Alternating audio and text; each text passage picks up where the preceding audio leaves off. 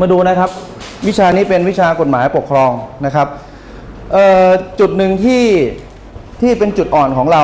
นะครับผมได้เขียนในหนังสือผมไปแล้วว่า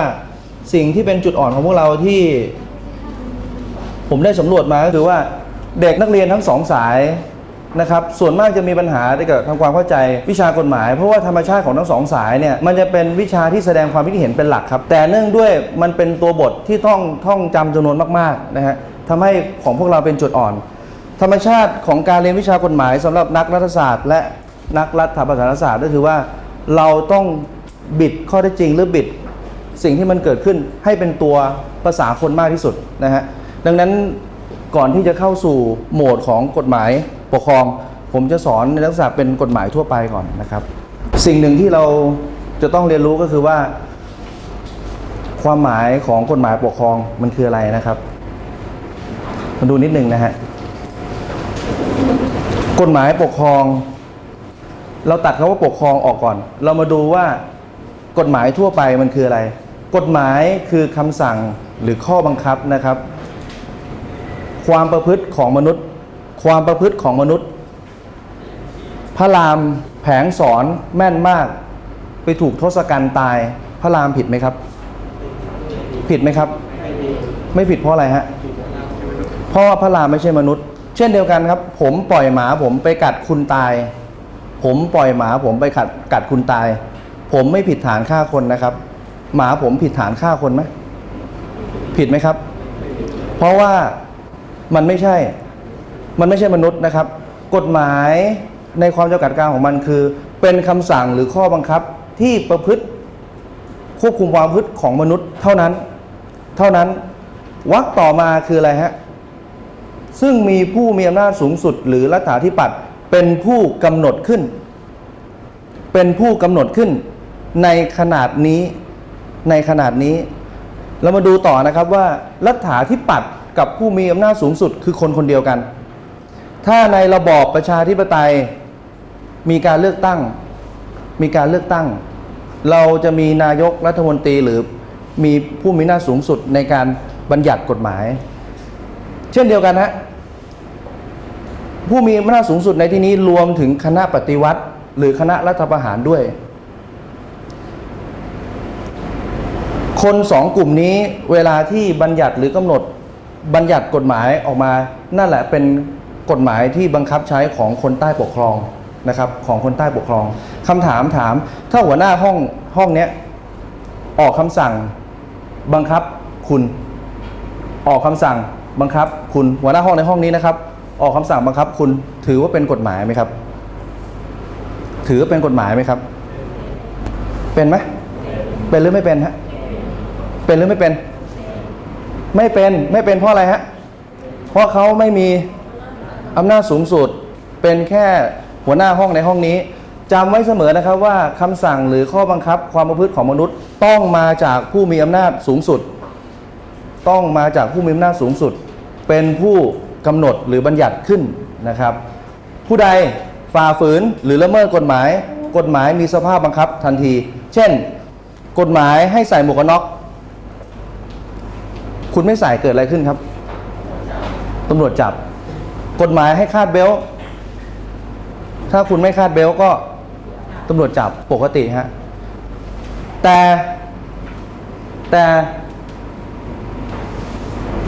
เชิญชวนประชาชนชาวจันทร์ชมคอนเสิร์ตพี่เสกโลโซใครไม่มาคอนเสิร์ตนี้จะถูกปรับติดคุกถือเป็นกฎหมายไหมครับเพราะอะไรฮะมันมีโทษเนี่ยใครฝ่าฝืนมีโทษด้วยทำไมเป็นกฎหมายครับมันมีสภาพบังคับไหมมันมีคำสั่งไหมมันมีข้อบังคับไหมไม่มีดังนั้น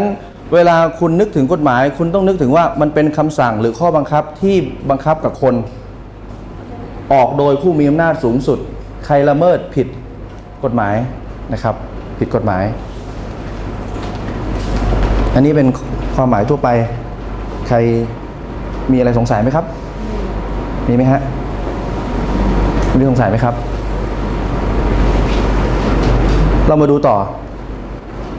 ผมเข้าใจว่าพวกเราเข้าใจความหมายทั่วไปของกฎหมายแล้ว ทีนี้เรามาดูต่อว่ากฎหมายต้องมีลักษณะ5ลักษณะดังนี้นะครับดูนะครับถ้าเข้าเงื่อนไขทั้ง5ข้อนี้ถือว่าเป็นลักษณะของกฎหมายเรามาดูก่อนว่ากฎหมายต้องเป็นคำสั่งหรือข้อบังคับเป็นคำเชิญชวนให้ไปดูคอนเสิร์ตให้ไปเที่ยวไม่ถือว่าเป็นกฎหมายนะครับเพราะถ้าคุณไม่ไปคุณก็ไม่ติดคุกคุณก็ไม่ผิดนะครับข้อที่2ต้องเป็นคำสั่งข้อบังคับที่มาจากผู้มีอำนาจสูงสุดเท่านั้นนะครับในขนาดนี้ด้วยนะครับผมไม่ใช้คำว่าขนาดนั้นหมายถึงอดีตเราต้องใช้คำว่าขนาดนี้ปัจจุบันเพราะกฎหมายตามทฤษฎีคือต้องณเวลานี้เดี๋ยวนี้นะครับเป็นต้นนะฮะต่อมาคือกฎหมายต้องเป็นคำสั่งหรือข้อบังคับที่ใช้ได้ทั่วไปนะครับที่ใช้ได้ทั่วไปหมายความว่าไม่เฉพาะเจาะจงกับคนใดคนหนึ่งหมายความว่าไม่เฉพาะเจาะจงกับคนใดคนหนึ่งยกตัวอย่างเช่นประภาคารนะครับประภาคารยกตัวอย่างเช่นประภาคา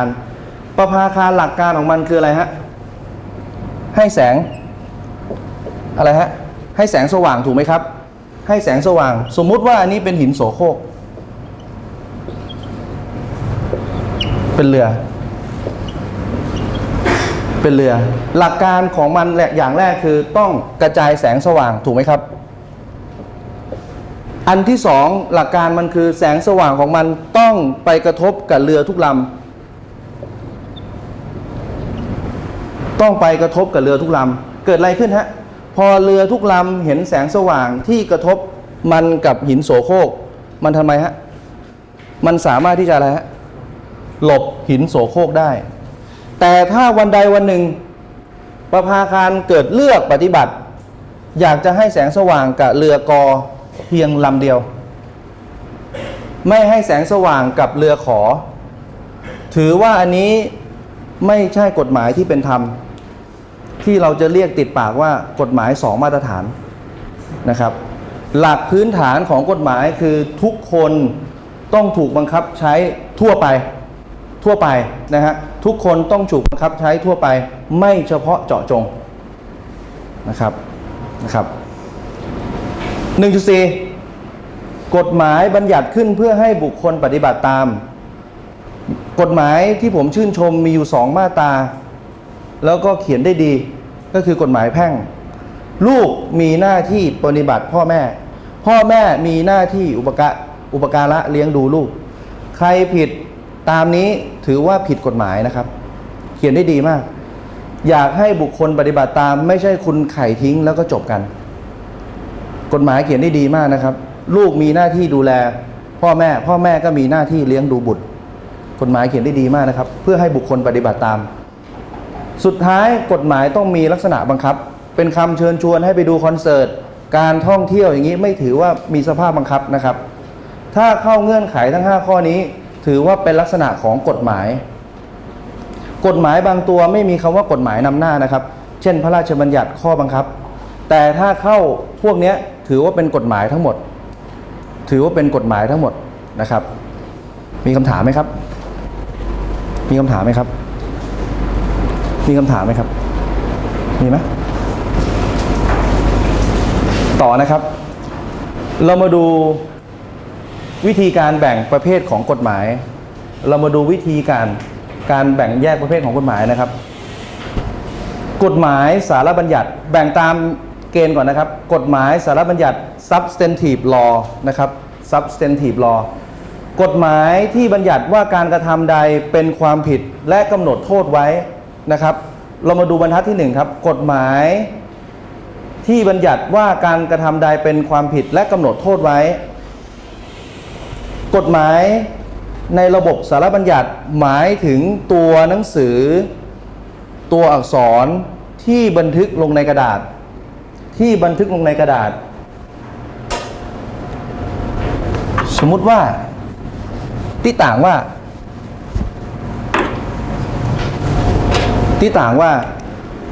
มีกฎหมายตัวหนึ่งมาตราหนึ่งบอกว่าผู้ใดฆ่าผู้อื่นสารบัญญัติอันนี้คือสารบัญญัติ คือมีการบัญญัติเป็นตัวหนังสือมีการบัญญัติกำหนดโทษมีความผิดและกำหนดโทษเป็นตัวหนังสือแต่ข้อจำกัดของสาระบัญญัติคือว่า A ฆ่าถือปืนโป้งถือปืนยิงไอ้บีโป้งตายไอ้บีขี้เกียจหายใจตายโป้งปั๊บยิงตายโป้งชีวิตจริงยิง A มันจะวาร์ปเข้าคุกทันทีเลยไหมครับ A พกปืนพกยิงโป้งตายไอ้บีตายเสือกแม่นโป้งตาย A จะวาร์ปที่คุกเลยไหมครับไม่แต่นี้ข้อจำกัดของสาระบัญญัติมันไม่สามารถเอาคนกระทำความผิดรับผิดหรือติดคุกได้หรือประหารชีวิตหรืออะไรก็ตามสาระบัญญัติต้องใช้อีกวิธีหนึ่งที่สามารถเอาคนผิดเข้าคุกได้คือวิธีสัมบัญญัตินะครับวิธีสัมบัญญัติแต่นี้เรามาดูผมจะพูดภาพรวมนะครับเราจะมาดูสาระบัญญัติคือตัวบทที่กำหนดในหนังสือเนาะหนังสือนะครับหนังสือแต่ไม่สามารถเอาไอ้เนี่ยรับผิดได้สาระบัญญัติต้องอาศัยวิธีสัมบัญญัติวิธีสัมบัญญัติคืออะไรฮะวิธีที่จะเอาไอ้คนกระทำความผิดเนี้ยเข้าคุกในชีวิตจริงคุณจะพบว่าญาติบีตายญาติบีทำอะไรครับถ้ารู้ว่าเอฆ่าญาติบีทำไงฮะอะไรนะแจ้งความกับใครครับกับตำรวจแค่นี้จบไหมตำรวจตัดสินได้เลยไหมว่ามันผิดตำรวจส่งใครต่อครับส่งใครนะส่งศาลเลยไหมส่งศาลเลยไหมจบเลยใช่ไหมฮะคุณรู้จักคนนี้ไหมครับคุณรู้จักคนนี้ไหมอัยการรู้จักไหมครับอัยการคือใครฮะอัยการแปลไทยเป็นไทยก็คือทนายแผ่นดินสเต็ปดั้งเดิมนะครับสเต็ปเดิมก่อนปี40ก่อนรัฐธรรมนูญปี40การที่จะเอาไอ้ A เข้าคุกสมมติวันนั้นมีการบัญญัติกฎหมายว่าผู้ใดฆ่าผู้อื่นมีความผิดมีการกำหนดโทษแสดงว่า A ที่ทำวันนั้นมีความผิดไอ้ A ไม่สามารถวาร์ปเข้าคุกได้จะต้องใช้วิธีสัมบัญญัติคือวิธีการดั้งเดิมคือต้องแจ้งความถูกไหมครับแจ้งความเสร็จอัยการส่งให้โทษตำรวจส่งให้อัยการทำสำนวนสรุปส่งฟ้องศาลเท่านั้นที่จะเป็นผู้ตัดสินว่าใครวินใครลอสใครชนะใครแพ้นะครับใครชนะใครแพ้แต่ลูกศิษย์ในห้องนี้ถือว่าเป็นลูกศิษย์ผมรุ่นใหม่สเต็ปหลังจากปี40หลังจากรัฐธรรมนูญปี40เราสามารถฟ้องข้ามฟากได้เลยครับคือไปที่ศาลแล้วเขียนสำนวนฟ้องได้เลยถ้าเราคิดว่าชั้นตำรวจกับชั้นอัยการมันช้าเหลือเกินนี่แหละครับกระบวนการนี่แหละครับเขาเรียกว่าวิธีสัมบัญญัติคุณไปข่มขืนผู้หญิงถ้าไม่มีวิธีสัมบัญญัติบอกไว้คุณก็ข่มขืนกันเต็มประเทศฆ่าใครไม่สวยฆ่าใครสวยเก็บไว้เผื่อพรุ่งนี้ไปข่มขืนอีก แต่ถ้าสาระบัญญัติไม่มีไอ้นี่ช่วยแต่ถ้าสาระบัญญัติไม่มีไอ้นี่ช่วยแน่นอนครับผมก็เป็นหนึ่งในทีมข่มขืน เรื่องจริงฮะข่มขืนแล้วผมไม่ติดคุกอะแต่มีข้อแม้อย่างเดียวนะครับแต่มีข้อแม้อย่างเดียวถ้าเมื่อวานผมข่มขืนวันนี้มีการบัญญัติว่าการข่มขืนผิดผมผิดไหมฮะเพราะอะไรครับกฎหมายจะมีผลได้นับแต่วันถูกใช้ย้อนหลังไปแล้วกฎหมายไม่มีโทษนะครับเมื่อวานนี้ผมข่มขืนแล้วฆ่าเพราะไม่สวยวันนี้มีการบัญญัติว่าการฆ่าคนการข่มขืนมีความผิดผมเป็นคนบริสุทธิ์นะครับผมเป็นคนบริสุทธิ์แต่ทุกวันนี้การฆ่าการข่มขืนมันยังมีความผิดอยู่นะครับสองอันนี้มีใครสงสัยไหมครับสาระบัญญัติคืออะไรฮะคือตัวบทหรือตัวหนังสือที่เขียนลงในกระดาษมีการกำหนด โทษความผิดไว้นะครับแต่มันก็มีข้อจำกัดตรงที่ว่ามันไม่สามารถเอาคนผิดรับผิดได้เอาคนที่กระทำความผิดรับผิดได้มันต้องอาศัยวิธีสมบัญญัติก็คือว่าเราจะเอาคนผิดรับผิดได้อย่างไรนะฮะเปรียบเสมือนก็คือว่าไอ้นี่คือถนนไอ้นี่คือรถนะครับรถจะไปยังไงถ้าไม่มีถนนมีแล้วแล้วจะเอาคนผิดไปส่งได้ยังไงก็ต้องอาศัยรถอันนี้เป็นรถนะครับเป็นต้นมีใครเพิ่มเติมไหมครับมีใครงงไหมครับมีไหมครับ